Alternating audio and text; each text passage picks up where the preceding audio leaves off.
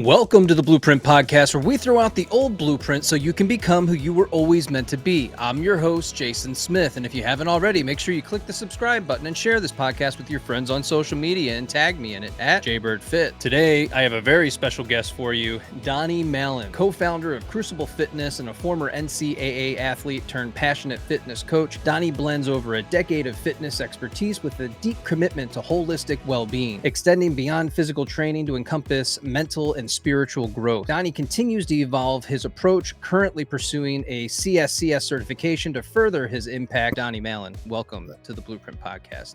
Thank you, Jason, man. Pleasure to be here. It was great to meet you and really meet even all those guys within a couple of weeks. I'm sure we'll get to that in the story, but it's so cool to meet people that there was no awkward moment. Like I felt like I've known you for 5-10 years, like immediately, like I get your sense of humor. It was just so easy. It feels like we were old friends picking up. So it's so cool. And I think that's like what Crucible fosters, that kind of environment. So that plus you just being who you are, I think it was cool. It was really cool to hang out with you for a couple of days there. So now we're here, man. It's cool. No, I had a lot of fun, and it's just really interesting to be able to get an insider look at what you guys are creating with the Crucible Man and Crucible Fitness, and just how you guys, even though you haven't really known each other for that long of a time, just the cohesion that was almost immediate in what you're doing, why you're doing it, the purpose behind it, the fact that it's faith-based. And those are the things that really interested me the most, because you have a mission, you have a vision, you have a goal, you have a dream, you have a desire, and everybody has bought into this. And so you're really pouring your hearts into everything that you're doing every step of the way. And when it comes to teamwork, it's just that acknowledgement that, I have my role, you have your role, and sometimes those roles overlap. And so we really got to come together and make sure that we're in the same space at the same time, making things happen. We're driving things forward. And that's something that you guys have done so well in the short time that you've been together. And it gets me excited for what you're going to create next. And every time I see one of the ads pop up on Instagram, I'm like, yes. I'm like, I'm just like, get it. Because you guys are doing it, man. You're putting it together and it's happening. So it's really cool to see that come to fruition. I appreciate that, brother. Appreciate it. I can't say that or take credit for what was established. So the guys, Nathan and the guys down there, they were pretty much up and running for about 7-8 weeks or so, I would say. Crucible Man's been around longer than that. Right. We decided to launch the Crucible Fitness side. But to your point, like walking into that environment, I mean, it's like you've never been a part of a team like that. Like everybody's complete and true love and respect for everybody on the team. When we have to come together and perform a task, man, this is something I'm not used to. Coming from the corporate government world, just always being career-based, it was like, man, this is something, man. You can really do some special thing with that many heads in the same room. I'll focus on the same mission. I was like, man, this is great. Now, I appreciate the kind words, man. Always appreciate your support too. Always awesome. Sharing stuff and getting it out there. Yeah, for sure. Donny, could you start us off by sharing a bit about your transition from law enforcement into being the Crucible Fitness coach? How did that happen? Sure. Let's see. Where do I even begin with this? So I always, even as a young kid, I think I was telling you a little bit about this, always drawn to being law enforcement or whatever level that might be, county, state, federal, wherever it was. Always into the protection, and just I always respected them. Every time I'd see a police officer or a police cruiser, I'd be like, man, I'd be so cool to be able to serve community that way. So I was always drawn to it. So I'm born and raised in Erie, PA. I went to Gannon University, majored in criminal justice with the intention of earning the degree, likely becoming an officer. Again, on any level, I was applying all over the place. I ended up going to the police academy at Mercier's Northeast, which is just outside of Erie, PA. So I got the Act 120 certification for Pennsylvania for the county. And during that time, I was working 2 part-time jobs. I was at a state parole violator center, and that was like 20 hours a week. And then I was doing campus police officer work. So I was actually a sworn in officer technically for campus police at LECOM. So Lake Erie Osteopathic Medicine School. So it was glorified security work, right? It was nothing, I can't claim law enforcement. So I wouldn't even say I really had a law enforcement career, because that was the extent of it. And the way it ended was, all right, I was working 40 hours a week total, second shift into third. I was like crushing myself to meet the hours for the week and just get by. And at the time, one of my professors reached out from Gannon. He's a former retired special agent in the FBI. And he said, "Hey, I'm doing some government contract work. There's a few analyst positions opening up. You should think about applying." And I'm like, "Okay, yeah, sure. Normal work, first day, like daylight shift. I'll take it. That's a lot more than I'm making now. This is great." So Yeah. I go through the like top secret security clearance process. That takes roughly 6 to 8 months or so to get through. So I had to be patient. So I kept working during that time, hoping, expecting to get it, but you never know what could happen. So I go through the clearance process. Then I get hired as a material analyst, but we worked in an underground mine right like about 40 minutes from where I live now. So a very secure facility, really cool for the first 10 minutes. And then after you work underground for a year, it's, I don't know about this as much. Right. So I did that. So always in this whole time, just to have this make sense how I'm into fitness now, came from athletics. I was always literally athletics was my outlet from 4 years old through college. I played football at Gannon through college, loved it, loved everything about it.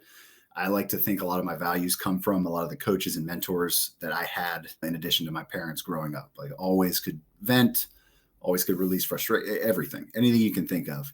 So always had a strong background with strength and conditioning and just an interest overall in fitness and health and wellness. So that was always my side hobby in addition to the full-time employment. So that's just to give everybody an idea of how it didn't come out of nowhere. I always loved it. So that was my true passion. So I did the government contract. I was in the government contract space for roughly 9 years. So during that time, I went from an analyst to being a background investigator where I was actually interviewing people for employment suitability for their clearances. And then I joined the feds about a year ago and recently just left them about a month ago with DCSA. So all this time, I'm like, man, I really want to get to the federal level because the government contract space financially was a pretty good move. It just wasn't as secure and stable. Companies are always buying each other out and different things like that. So I wanted a little bit more security. And I was caught up in the status of the whole Fed employee thing. If I'm being honest, I'd be like, Yeah. oh, I want to be a Fed. I want to do that, get the benefits and stuff. So I went and did that. And throughout the whole time, yes, was I performing well? I would say so. I think I was performing okay, but was my heart in it? No. So as I matured, I've gone like through the career path a little bit, different positions. I found myself always seeking the next position or promotion. Like I was looking to fulfill myself somehow. Like I knew inside, like, man, I'm just not stimulated enough. I don't feel fulfilled what I'm doing. What is going on? Like maybe it's another position, maybe it's a different company. So I played that whole game seriously for the whole time. I was on the Yeah. government contracts for 8, 9 years up until Uh, this move right before I met you. And I launched my remote coaching fitness business at the time about 2 years ago. That was called Act Elite. And it was good. It was a great little side hustle for me. I was able to do what I love, work with people all over the states. It doesn't matter because it was all remote. And for the first time, I was like, oh, that fire's back. I feel energized. Like I'm excited to do that. And then I'm like, man, I really want to grow this, see where it can go. And prayed on it, reflected, organically just worked out to be connected with Nathan on Instagram is how we met. Initially, he was trying to get me to become a part of Crucible Man. And I did. So I joined. And during that time, it was Thursday nights they do the calls. And basically, it was about why don't you like leave the job you hate, basically. Right? So it was basically waking you up to do something that you want to was going to fulfill you, you have a passion for, and like you're very motivated by. And I took it serious. I'm like, man, you know what? I'm going to send him a video. And I think I told you this story last time I saw you, but I recorded a 2 minute. I know I did because I showed you Loom. So I recorded a 2 minute Loom. I'm like, hey, he could either shoot this thing down. Maybe it's not the right time. I wasn't really expecting a response. And then I sent it and he loved it. So then here we go. I'm like, okay, this could be something. Like, what do we do here? So we work out this joint venture. We end up FaceTime and collaborating quite a bit of how it could look. I end up rebranding my company Act Elite. So to Crucible Fitness. And then about a month, not even a few weeks into that, I had put my notice in with the government. I'm like, all right, I'm all in. Let's go. And truly, it's surreal, man. I can't believe I'm even sitting here saying that right now. If I could talk to my old self 6 months ago, this wouldn't even be, it'd be two different people. And throughout the whole time, throughout the process of like how I ended up coming to that mindset, I started to dive hard into faith, man. When I was, so as an employee, I was like, man, I'm just not fulfilled. Something's not there. Marriage was good. I felt like my marriage was solid. Relationships were good, but that piece was missing. It was definitely a spiritual piece. What that did for me was help me like slow down, take a look, breathe a little bit, and then it just started opening doors. Like I grew exponentially in all facets of my life. Meeting people like you, for example, like people like you would have never been in my life prior to my relationship, building my relationship with God. And I truly believe that. Yeah. And like these are things I would have avoided before, like the whole live stream, or I want to play it safe. I'm okay. And now we're here. Now we're doing Crucible Fitness, and we joined the entrepreneurial space, man. So That we did. yeah, it's been a interesting last couple months, that's for sure. But yeah, so that's like the cliff notes about it, where the background has always been, and my interest in fitness overall, but then how I ended up here, and now we're going for it, brother. So Yeah. I think it's really cool that your willingness to bet on yourself, I think, mm, is really something that is unique. Got to the place, and I'm assuming through faith, you got to this place where you were like, you know what? I need to do something different. I need to make a change. I need to show up differently. It's again, like you said, it's not that I am completely unhappy in what I'm doing, but it's not as satisfying. And you're always looking for that next thing. And it's because there's that feeling inside of you that was growing, that you was always there, that burning desire, that need to do mm, something different, to be of service. for sure. And you had to figure out, what are the next steps? What am I going to do? I enjoy this one thing. This is really what's important to me. I know that I can grow this. And then through that process, you end up meeting Nathan. I think it's really admirable that you had this desire to serve, and this also this core belief about yourself that there was something greater that you wanted to accomplish in your life, and you started making your way towards that goal, towards accomplishing these things. You started taking the small steps to get to that big leap, which ended up being connecting with Nathan. And you, again, you bet on yourself again by sending that loom. You don't know what's going to happen, and by chance he's, no, actually that sounds really good, let's see what we can do, let's collaborate and see what Mhm. we can build together. And now you're in the middle of that process. And I love that you said that it was really your faith, that without that it wouldn't have led you to this place that you are now. Because for me, it's the same thing. I wouldn't have been able to connect with you guys if I hadn't started that journey of faith late last year. And I made the commitment to myself that I was going to read the Bible in 1 year. So I got a 365 Bible that I'm going through currently, which resulted in me buying 3 other Bibles that I'm also currently going through as I'm reading. Because Love it. you get to this place where you're like, okay, this makes sense, and I get it. That's the King James version, but then there's this the ESV and then the NLT, and now you're Yes. going through and trying to piece all these things together, because it's I don't fully understand this. I want a better Right. understanding. I don't like the translation over here because of the words that are being used and the things that they switched it to. It really completely changes the meaning. Right. And this isn't Bible study, guys, so hang tight with me Yes. for a second. You got it. But what I noticed in going through that is, as I was going through the King James version and I'm reading it, all these things started popping up for me. I'm like, where's this coming from? What's happening? It's like a little flame or something burning inside of you. I don't know any other way to explain it other than it just starts coming out. And maybe it's because I've done so much personal development work in my life, reading all these books behind me. And, now all of that is just coming together and culminating in this one moment of, this is like a piece of it, the Bible, the ultimate personal development book on the face of the planet, that's Right. allowing me to write all this stuff out in a cohesive manner. And now I'm at the place, do I create content on it? Because I have 2 notebooks. Yeah, just like this, 2 full notebooks of stuff that's come out for me that I could very quickly start making Well, content on. But once you do and you open that door, there's all sorts of other things that get invited in that process. And it's not being a theologian or a pastor or anything. It's just, do I go down that road, or do I just keep that to myself and continue moving on the path? That's always the question. hey, something I could collaborate with you on, brother. I I would love want to do that. Hey, I'm not joking. I got some notes too, because our journey, now that you say that, our faith journey is very similar, because I grew up, and everybody, this is not a, like he said, Bible study, but I grew up Yeah, Catholic. It's just going. I grew up Catholic, and I don't know if we got into that. That's my parents are Catholic. I'm now practicing Christianity. I'm more into the relational side.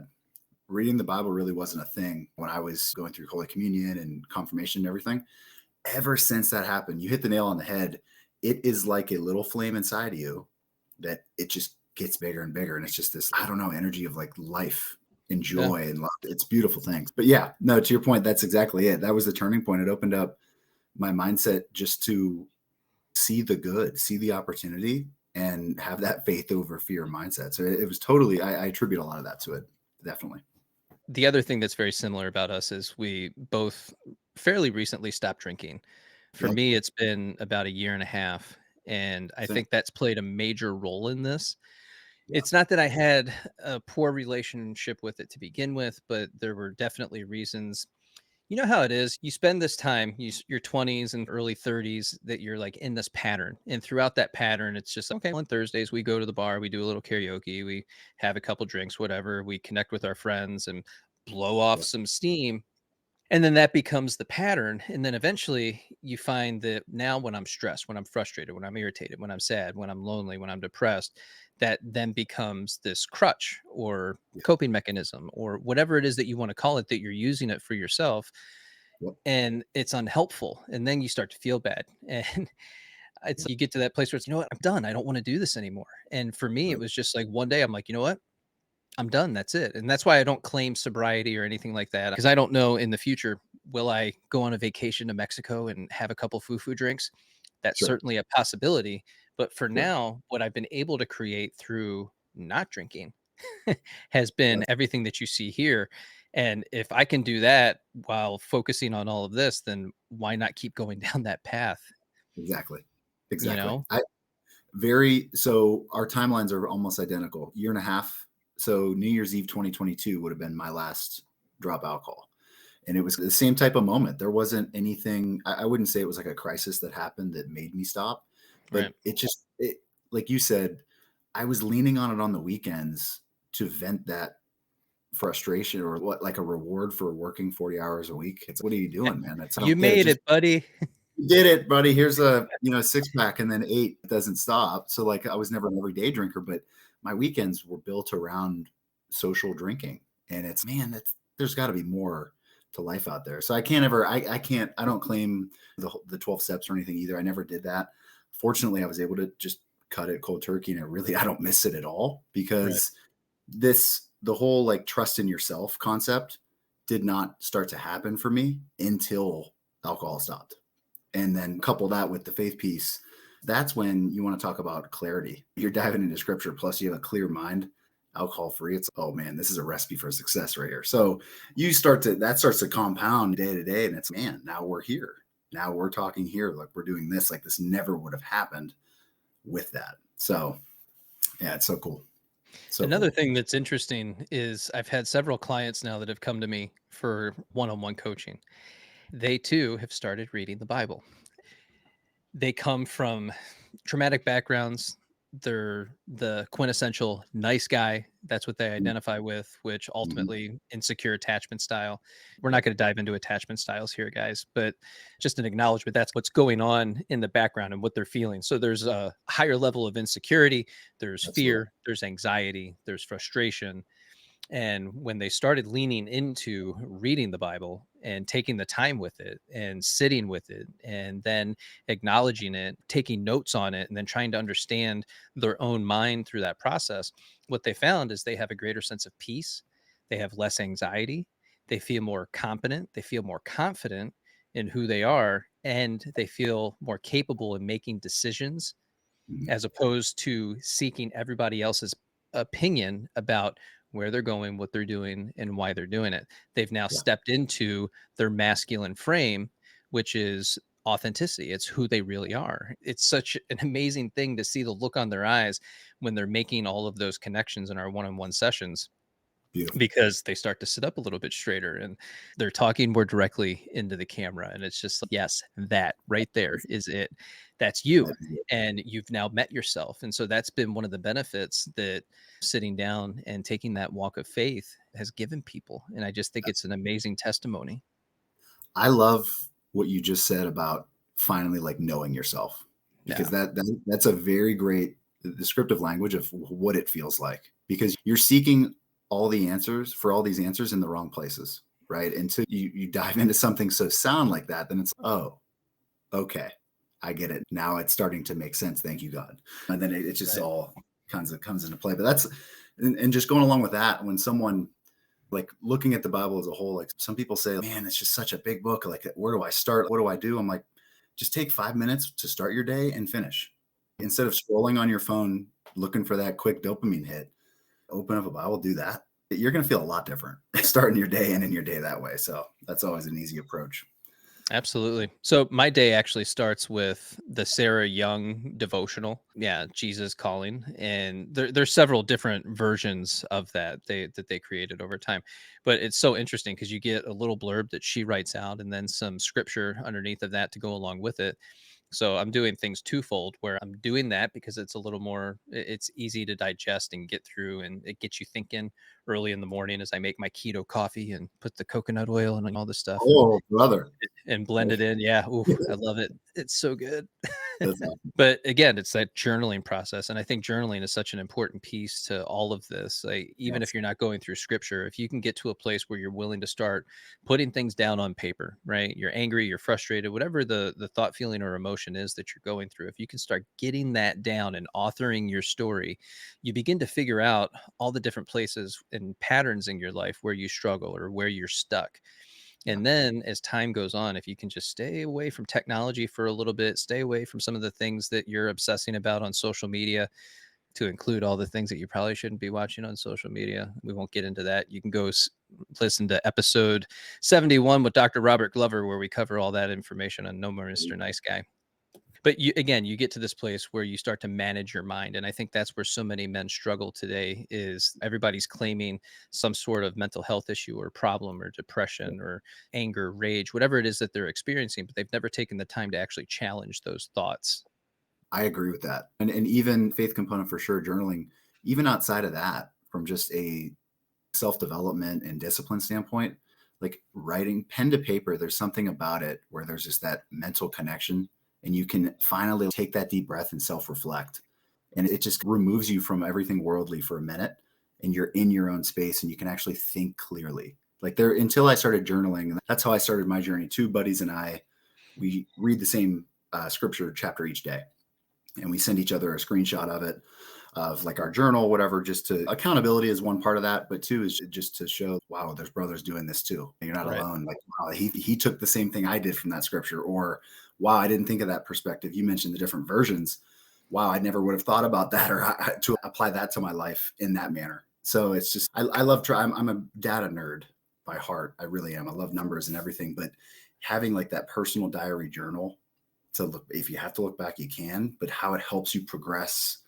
Yeah, maybe like millimeters at a time, but it's still progression every day, which is, I think, such a, I love small compounding discussions like that. James Clear, Atomic Habits. I'm sure you've read it. Mhm. It's just one of those things that just leads to greatness. So yeah, love it.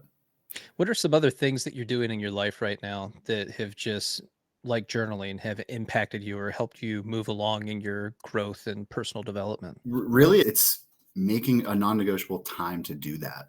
I think not even necessarily if I'm journaling, like the meditation piece for me. I was always very fast-paced moving. Any white space on my calendar that I saw, I had to be that productive time, right? When if I wasn't accomplishing a task, I almost had this. I, I just listened to something this morning. It was almost like a self-sabotage of, oh, I'm not being productive today because I don't have a tangible outcome that I can see. But separating that time and understanding, like, okay, there's a lot of growth happening even though it's intangible in this moment. So that's something, like, in addition to the journaling, just blocking out time. And that it's something, I'm not saying get crazy with your calendar and block it out, but me visually seeing it, I get so specific with it that I'm blocking out 2 hours a day for family time.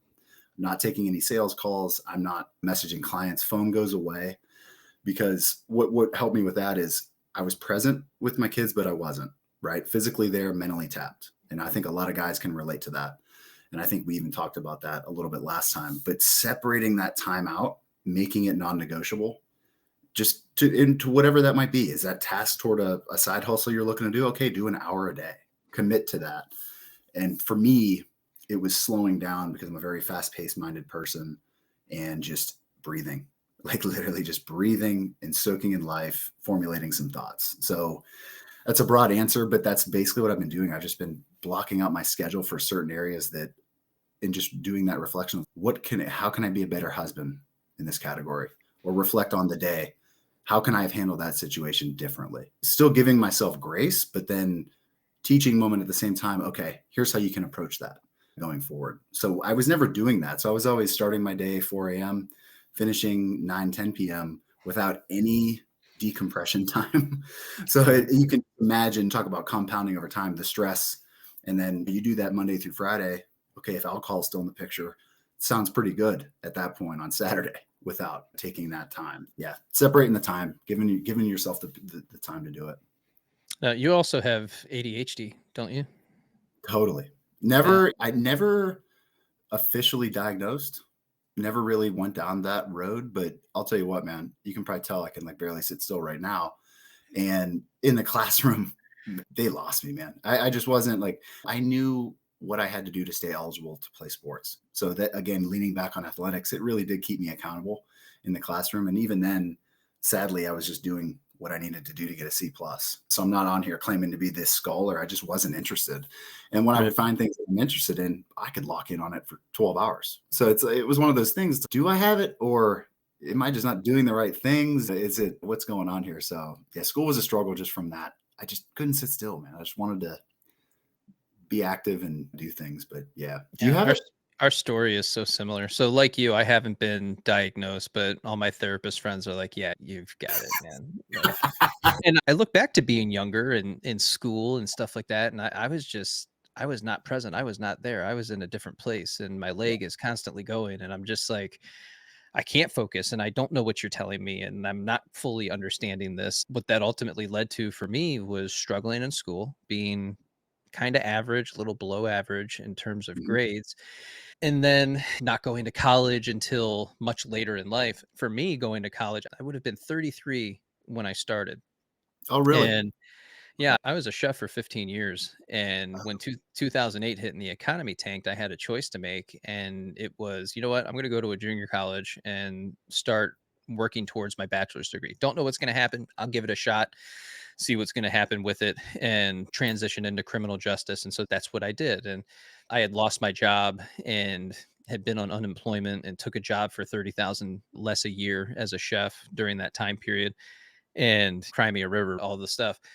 But this is funny anecdotal here. In order to get the next job from the job that I had lost, I had to take a test. And it's much like a mystery basket, like you see on all the different chef TV shows and stuff like that. So I go in, the executive chef is there, corporate executive chef.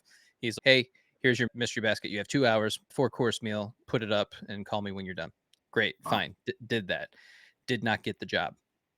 Somebody else gets the job, but I look in Craigslist a couple weeks later and they're looking for a sous chef. Call the corporate executive chef up again.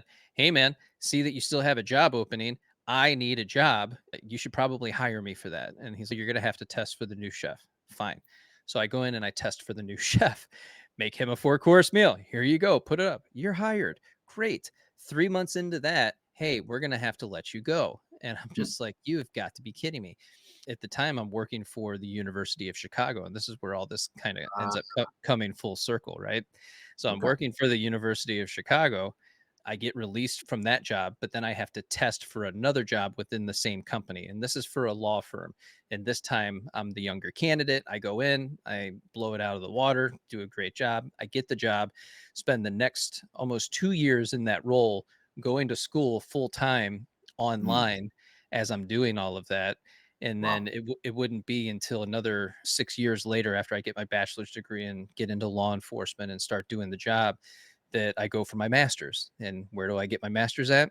The University of Chicago.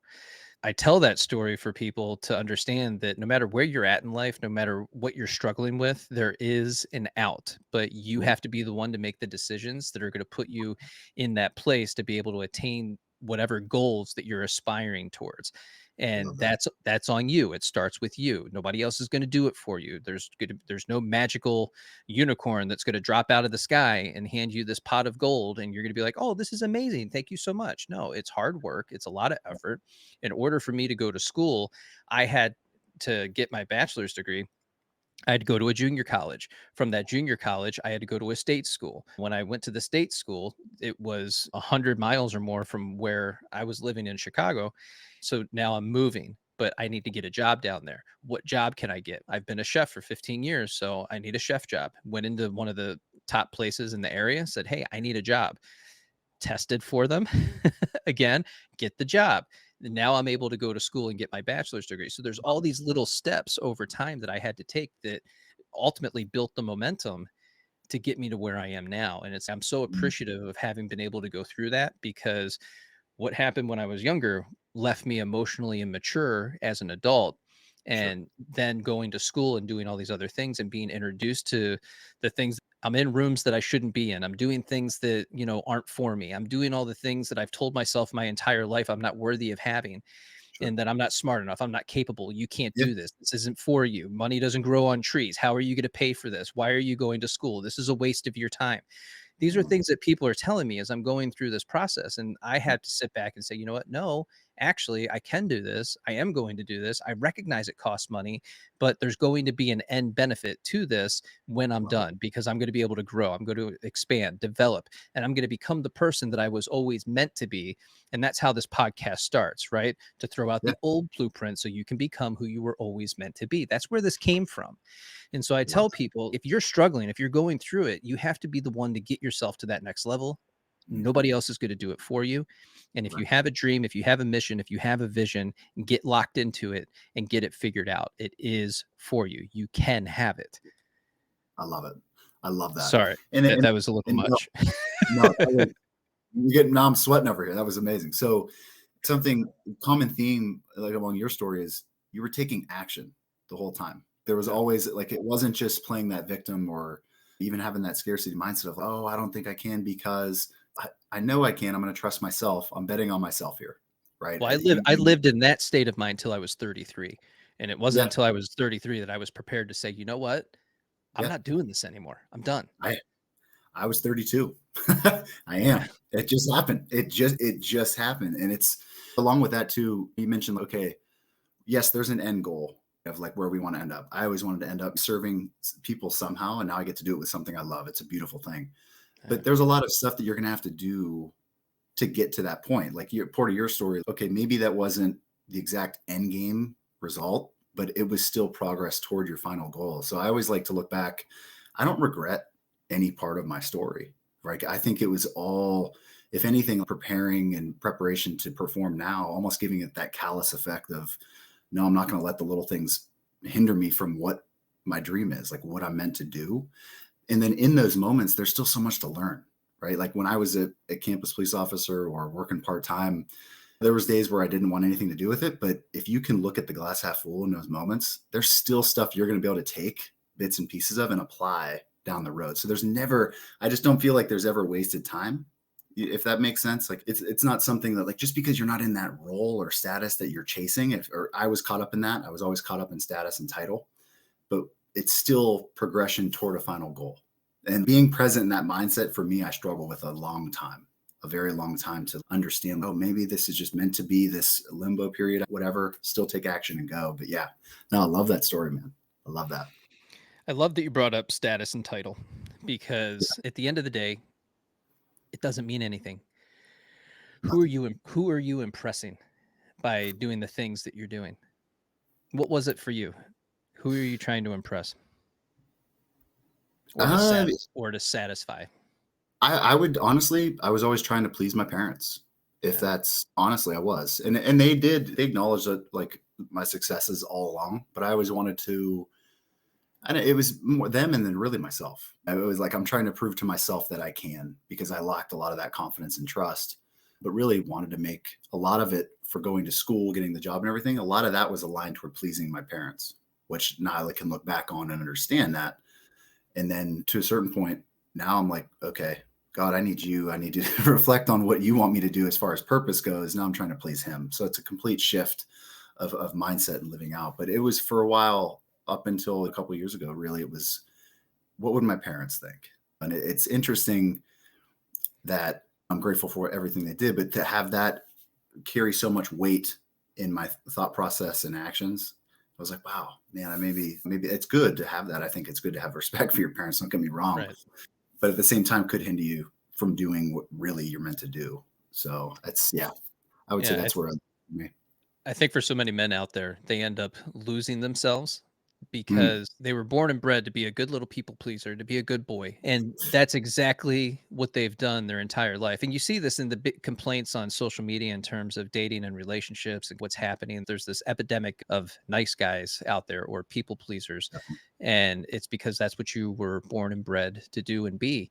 yep. And you'll hit the point of being 30, 40, 50 years old. And you're like, who am I? Where am I going? What am I doing? Why am I doing this?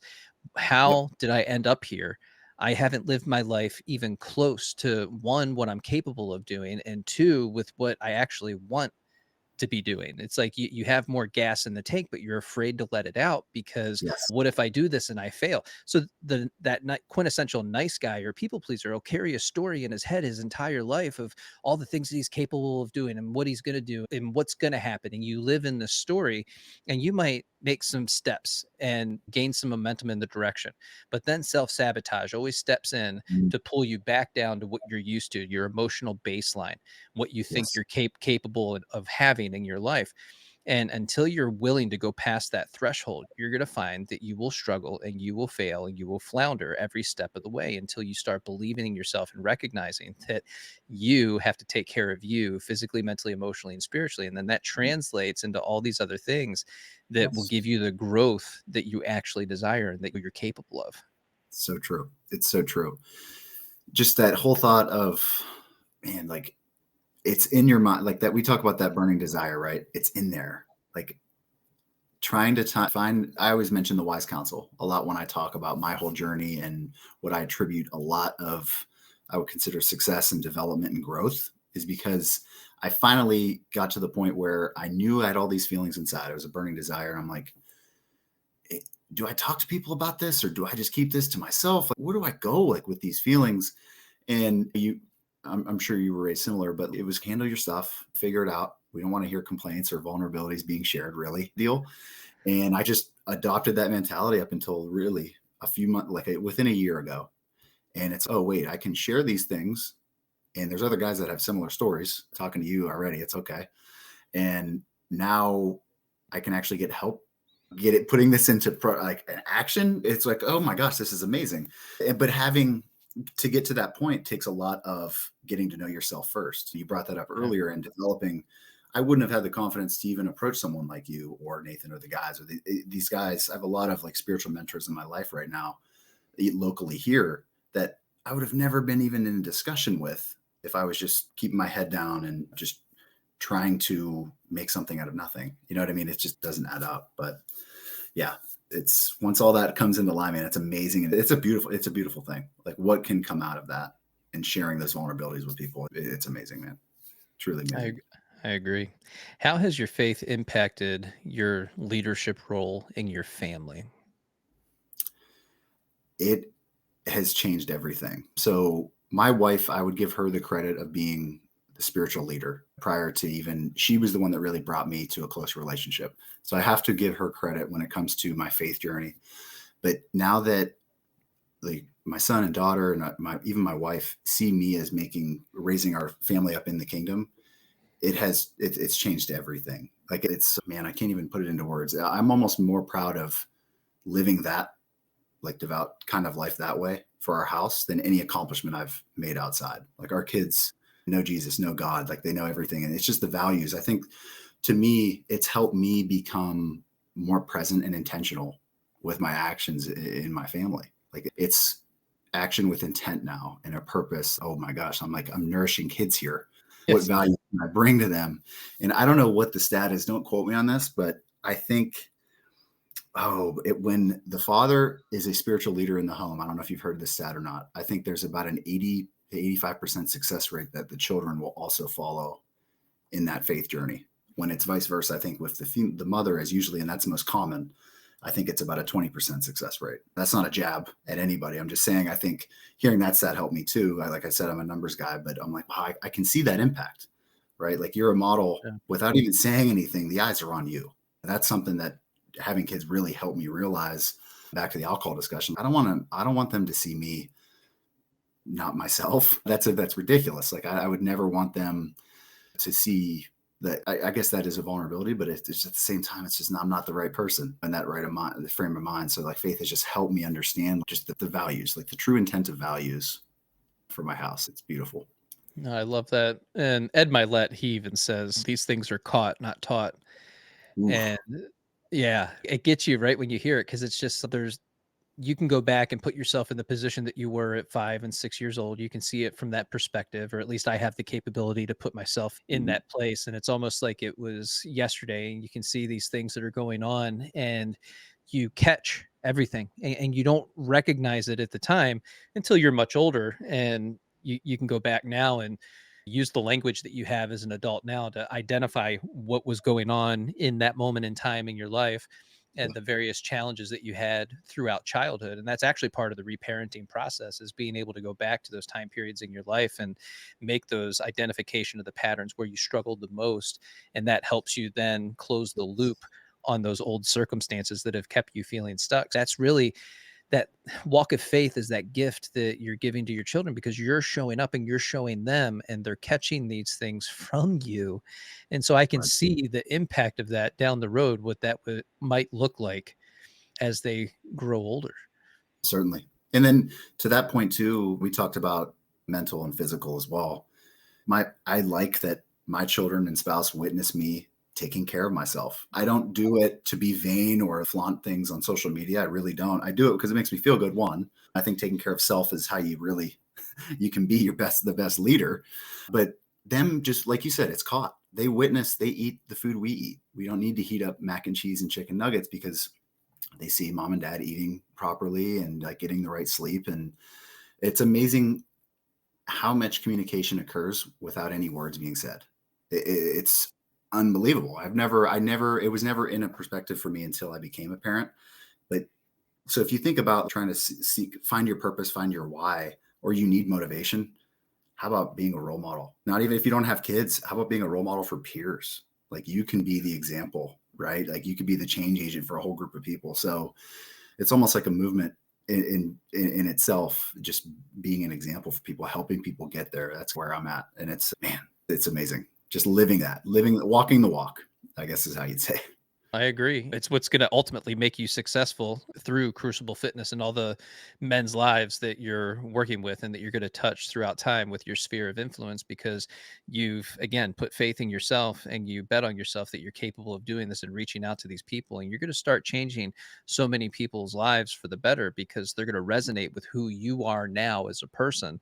And that Right. draws people in. And so now you being you and showing up in your authentic masculine frame and showing people what it means to be intentional, what it means to be kind and considerate and to be a leader, people will pick that up off of you. And that is how change in our life happens. You go out in Yeah. the world, you have a sphere of, I always relate it to The Sims, right? You've got around 15 feet around you, this huge circle, and you're always Right. bumping up against things throughout your life. And you go to the grocery store and people, you have a choice. You can say hello, or you can bump their cart, get out of my way, and keep doing your thing. There's different ways of showing Yes. up in the world and interacting Yeah. with people. And so a kind smile, a good word, I talk about the Aldi quarter. If you shop at Aldi, you have to put a quarter in the cart in order to get it so you can use it.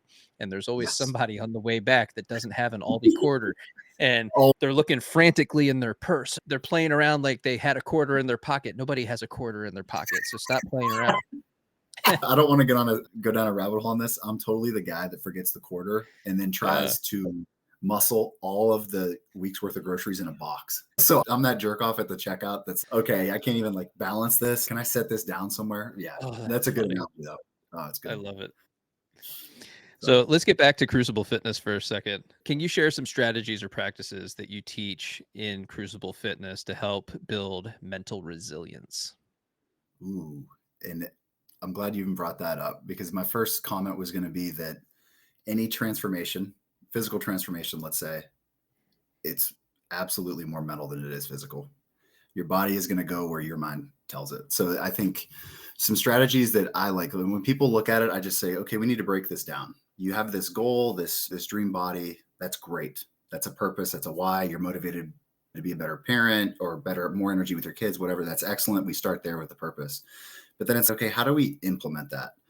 I think where I've noticed the most common slip ups or, you know, working backwards would be people trying to do everything at once. I'm going to try to incorporate the diet all at once. I'm going to incorporate this 5 day a week training program all at once.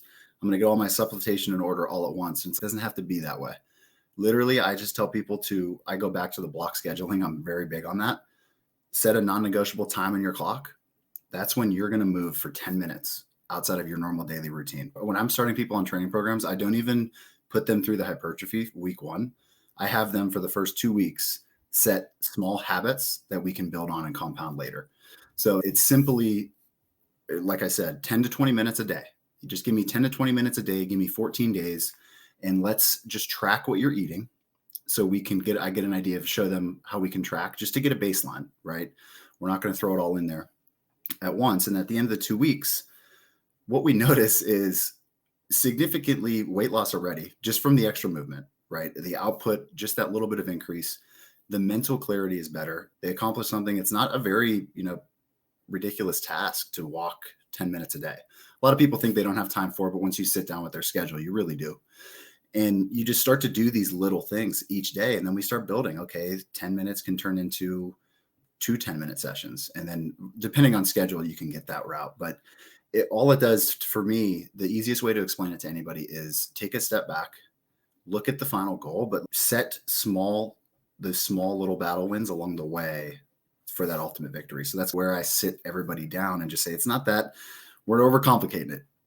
We just need to move, and we need to portion size control just to start. Give me this 14-day win and I'll take you wherever you want to go. It's like really what I get into with people. So it's honestly just taking a look at the calendar and just making time to better yourself for a small amounts at a time. Blocking that, it's a non-negotiable. That's it. I don't even get into, hey, here's what a macro is. Hey, here's what the human physiology happens inside the body when we're eating carbs post-workout. I don't even get into all that. Comes with time. It's like anything. Like you first you crawl, then you walk. It's just a progression. So I like to help people understand it's a lot easier than you think, and we overthink it. All as a society, as a country, I think we overthink it, and people end up not doing anything. So showing that those small wins in the first 14 days is huge for people from the mental side. So now that we have that win, that mental win at day 14, now we can get into more intentional, okay, here's how we're going to break down your split. Let's look at your schedule. Here's some foods that we should be incorporating. And here's the data set for the macros we should be including for your diet, for your goals and where you're at. And then we compound. So I like to get long-winded answer, Jason, to say, I like to get people a small win as quick as possible and to prove to themselves that they can do it and stick to something, whether it's, again, 10 days, 14 days, whatever it is. So that's, No, it's the yeah. same philosophy I have, and I don't do a lot with fitness in terms of coaching people in that direction. But for people who are just starting on their personal development journey, it's very much a part of the journey if you're going to do that from my perspective. So people in my 21-day self-love challenge, it's one of the first videos that I create is habit stacking and getting into the place that over time you create this self-trust by Yep. keeping the promises that you make to yourself. You get to this place where it's okay, I'll keep some water in the bedroom and I'm going to drink this water as soon as I wake up in the morning and I'm going to chug it. I'm going to get it down because I know I'm not as hydrated as I need to be. I already know this. You make the simple commitment of something that you can do consistently and then you Yeah. just build on that over time. And what happens is you get to this place where it's you begin to trust your own judgment and then this translates into your relationships and other aspects of your life. Yes, it does. And that's, I'm glad you went that route, because that's what one of the core values that I've always, and Nathan shares this as well. That's why we even created Crucible Fitness together, is how the physical and self, like taking care of yourself translates to all those facets of life, spiritual, mental, emotional. If you're in tune, you can be a better father, a better leader, a better businessman, whatever you want to be, a businesswoman. But it's amazing how just that little bit of movement and a little bit of discipline can just go such a long way. It stretches so far, like an inch can get you a mile. It's beautiful. It really is. It's something that just helping people and seeing people, that look on people's faces. And I know you've seen this with your clients when they have that self-trust for the first time, could be 35 years, 40 years. That is the most fulfilling look to see on a human being's face to help, like, if you, especially if you help them get there. and just to know what that's going to do for them going forward. Yeah. It's so good. There is a literal shift in the light in their eyes. Yes. You can see it. There's like this glimmer of just excitement and happiness and hope. Mm, It's another thing that I love that you guys do, because I have the same philosophy in all the stuff that I'm doing. Is it's a no shame environment. And we see this in a lot of men's coaching, where we actively shame everybody for all the things that they're not doing. And I'm going to yell at, scream at you and get you to this place. Like, you're not a child. I don't need to yell and scream at you, but I need you to acknowledge who you are, where you're going, what you're doing, and why you're doing it, and how you got mm. here. You have to author that story. You have to know who you are. When we talk about shaming, Papa Swolio put out a shirt, "Make Shaming Great Again." And so I bought it. I have it. Uh, Not surprised. you know, I have no problem wearing it. But when men talk about make shaming great again, what we're talking about is iron sharpens iron. It's holding you accountable. It's not, I'm going to completely emasculate you in front of everybody for absolutely no reason. It's, hey man, what you're doing right now is not working. It's not Mm, appropriate. You can do better. You have to learn a couple skills, and we're going to help get you there. But love you're that. not going to be coddled. We're not going to hold you by the hand. You have to start making the steps and be intentional with what you're doing. If you get me to the point where I'm that frustrated with you, then we have a very different conversation, because it means that this type of coaching program isn't for you. And maybe that is where other people will benefit. I think there's a benefit to those types of programs, of the people that are hyper alpha, because a lot of people have never done anything difficult in their lifetime. So this is their opportunity to do True, something physically difficult. I've done true. that. I know what that looks like. I know what that feels like. I don't need to go through that again. I've gone through that my entire life. What we Sure. need is to be able to understand who you are, where you're going, what you're doing, and why you're doing it. And for the people that Mhm. have never done anything in their lives, I can see the benefit with that. But my God, hit the gym, take care of yourself, make some Beautiful. good choices, trust your decision making, get to a place where you actually like yourself. It's why I talk so much about self love and how to get there and how to cultivate that. But when you start doing those things and start a walk of faith, whatever that looks like for you, but ultimately you'll transition into this place of feeling like you belong. And I think really that's the biggest issue with so many men, is they don't have a place where they belong. They don't have the friends that they used to have. Everybody's scattered all across the United States in different locations. They don't have the opportunity to see each other. For me, a lot of people that I know are like you, and we talk through a camera. So I have a Right. lot of people that I've created really close relationships with. I've never met. Obviously I've met you, but Yeah. there's other people that I've never met, but yet we talk all the time, and we have that support with one another. That's another aspect of this, is making sure you have good support. I was going to build on that to your point of it is okay to do something hard every day. That's Yeah, challenging, right? 100%. Like You should. it absolutely, and you should. And then I think that kind of conditions you for life adversities down the road. I'm not saying don't do something hard or push yourself. Cold shower, cold plunge, like you name it, but challenging yourself each day is a big piece. So I go on that. If we're going back to that client journey progression piece, that kind of comes in after that 14-day window there. What are your long-term goals for Crucible Fitness? Where are you guys going? What are you creating with Crucible? Community. So if I could put it into one word, we're looking to bring a community of men together to share exactly what we've just talked about for the last hour and be able to push one another, hold each other accountable, and grow. Because a lot of what I have done in the past, as far as intention and like goals, has all been financial based. So what I love about Nathan and the guys at Crucible is like it's service based. We're people first, and that's not just a commercial. That's reality. That is truly what we're trying to build as a community, a brotherhood, right? That you can rely on, lean on each other to have those difficult conversations like you just brought up. Like, hey, if somebody's falling short, if I notice you're slipping, I'm saying something because I love and care about you. I'm not just going to let that go and avoid that awkward confrontation. So we're trying to create that comfortable environment. You could call it like safe space if you want. I don't like that term very much, but it's that community that you can trust and lean on, and people that like true brothers that aren't necessarily bloodline, but they are, right? They say the same values and everything. So we're trying to create that community where people are staying hungry with life, seeking joy, seeking fulfillment, taking care of themselves, and then being better leaders in life. If you can impact one, that person's going to impact hundreds, right? So the splash of that kind of movement is exactly what we're going for. So we're looking to build, if I could put it the simplest way, a community of men that are are masculine. They're not the nice guys either, right? They're handling their stuff, being vulnerable when it's necessary, and not being afraid to share that testimony of trauma or past anything. Like get it out there, help make a splash, make an impact. So what we're doing with that, like we have a smaller community now that we're doing with certain fitness challenges that's coming up next week. We're going to start the community small, but we're going to start doing different webinar type, almost self-paced, like your program a little bit. And I'm giving a little bit of like teaser here, but it's self-paced, but you still have a community to rely on. And then there's like the one-on-one side, more intensive, obviously be working directly with me, Nathan, throughout your coaching.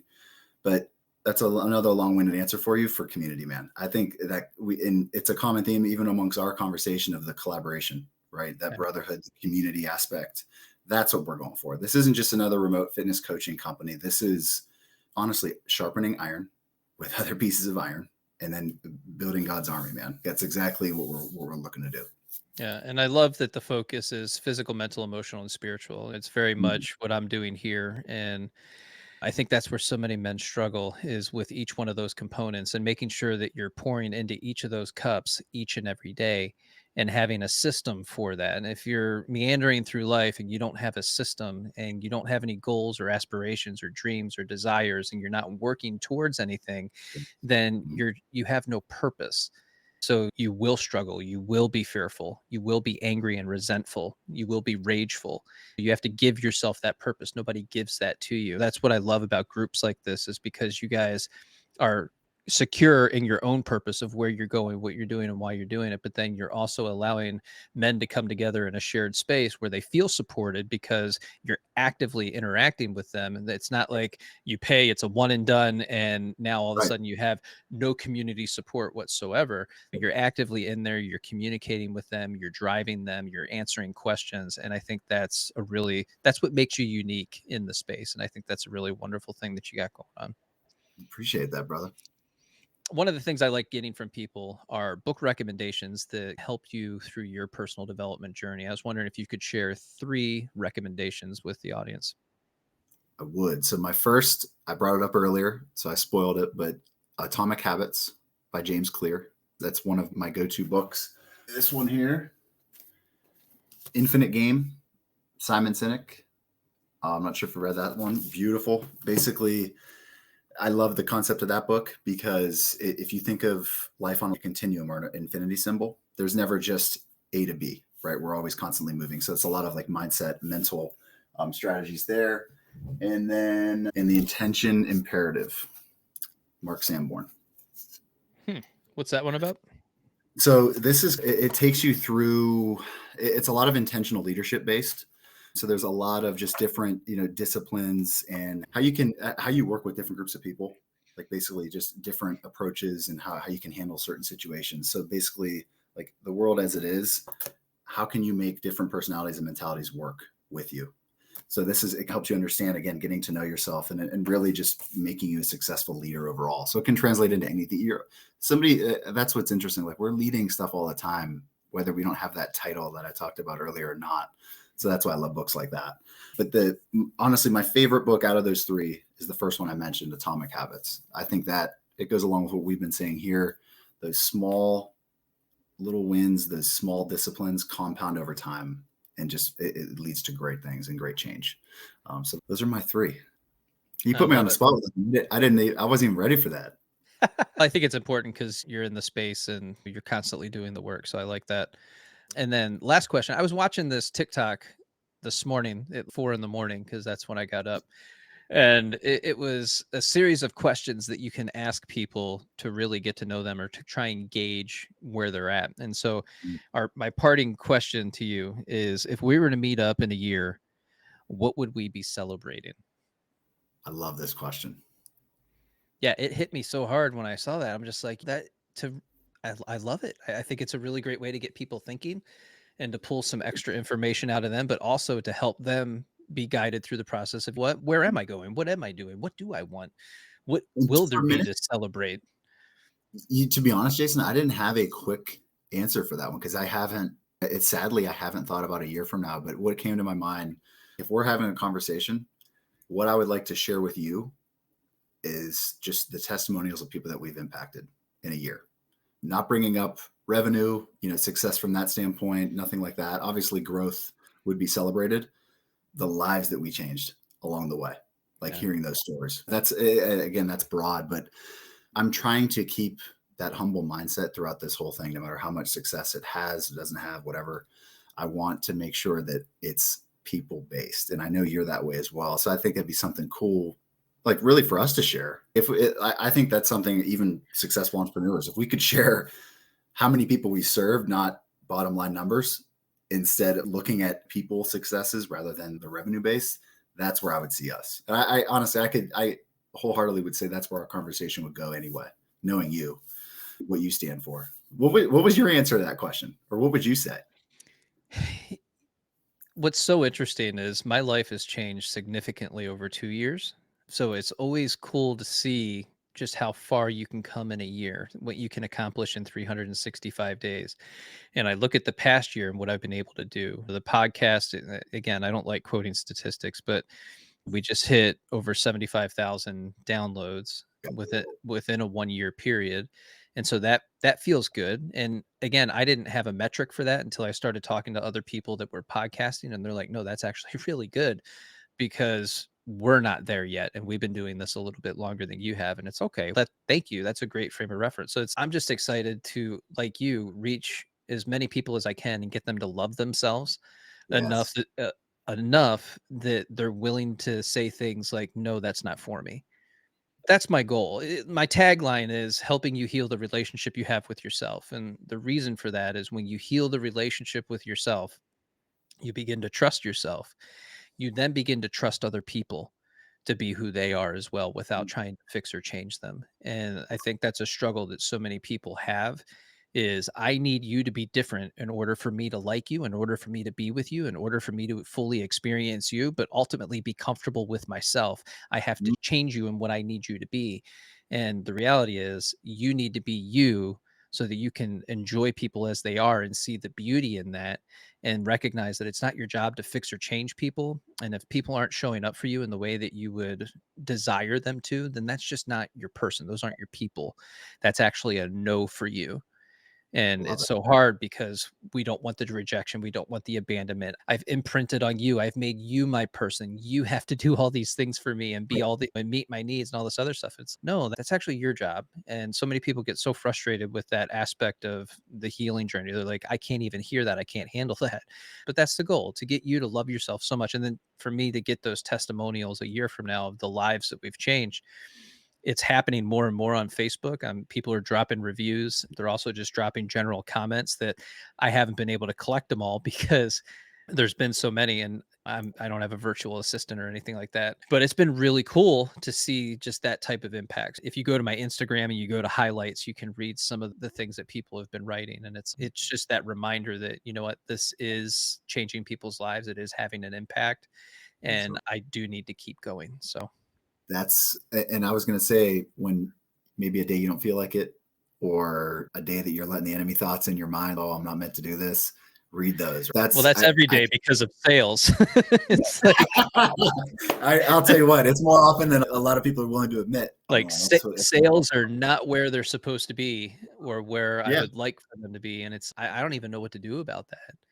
I've hit a wall, and you create the video sales letters and you do all the things, and it's don't know how to Yeah. gain the traction on that. Yeah. And We're it's working tax through this. season, so I think that's part of the issue, but That's very true. I didn't actually think about that. Just closed 4 days yeah. ago. So could be What happened for me last year is July was the month that everything picked up. So July. Makes so I'm sense. crossing my fingers. It doesn't make sense actually because everybody it's Does it? summer, everybody's out and about, they're living their lives, they're living lake life, they're doing all the things, and it's like, why are you buying things in July? Because I would expect that to be in like January to March would be like a good purchase season, and then Yeah. obviously tax season not so much because we got to pay some taxes and Yeah. No, I guess so. I just imagine this is my previous life, but people drinking throughout the day on the boats, whatever, and then they're sitting on the couch winding down. They see your ad, your pretty face come up on an ad, or like a video. It's, oh, I'll buy this program. This sounds great.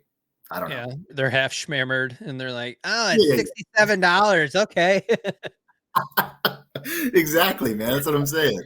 Yeah. Like, no one, so It's yeah. funny you say that because I've had people contact me like a year later saying, "I don't remember buying this, but I bought it and now I can't log into it." And it's okay, then you remember buying it. So then Right. I send them their login and then they go through it again. It's Yeah, funny. that could be Yeah, something, but maybe there's something there. I don't know. I don't know. Donnie, thanks for being here, man. I really appreciate you and spending your time with us and telling us all about your life, your goals, your dreams, your aspirations, and Crucible Fitness. Appreciate it, brother. Thanks for having me. Grateful for our friendship too, man. Grateful Me to meet too, you. man.